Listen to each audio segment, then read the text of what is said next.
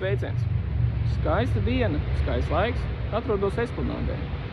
Aiz muguras man atrodas Krievijas impērijas kara ministra piemineklis, kurā, manuprāt, šeit nekādā sakarā nebūtu jāatrodās. Uz Latvijas zemes, arī šeit Rīgā, ņemot vērā visas tās zvērības, ko Krievijas impērija ir vēsturiski darījusi pagātnē un ko viņš šobrīd dara Ukrainā. Bet tad varbūt ir kāds īpašs saikne šim tēlam, šim pieminekļa tēlam ar Rīgu, ar Latviju. Un tāpēc es mazliet papētīju vēsturi. Tātad šis kungs saucās Mihails Andrejas Barklejs de Tolly.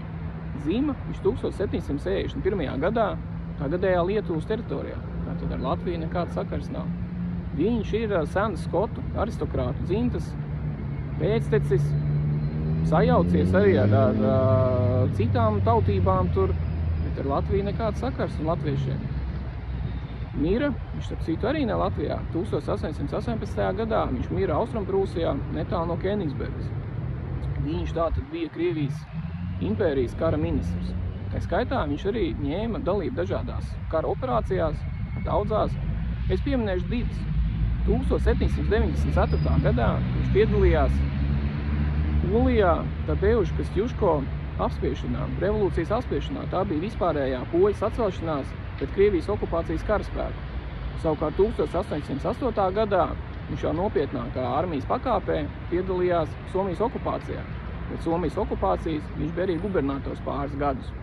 Un vēl, starp citu, aiz muguras tas piemineklis, kas atrodās, tas pat nav oriģināls. 1915. gadā viņi izved uz Krieviju. Šis vienkārši ir duplikāts, kurš tika uzlikts 2002. gadā.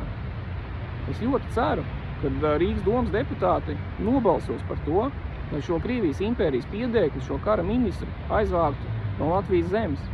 Es ceru arī uz tiem Rīgas domas deputātiem, kuriem bija tās ļoti īpašs viedoklis pieminekļu padomē. Šis balsojums ir drīz, mēs uz jums ļoti ceram. Ko tu domā par Barkleja de Tolly pieminekli? Ja ir viedoklis, lūdzu ierakst komentārā. Paldies!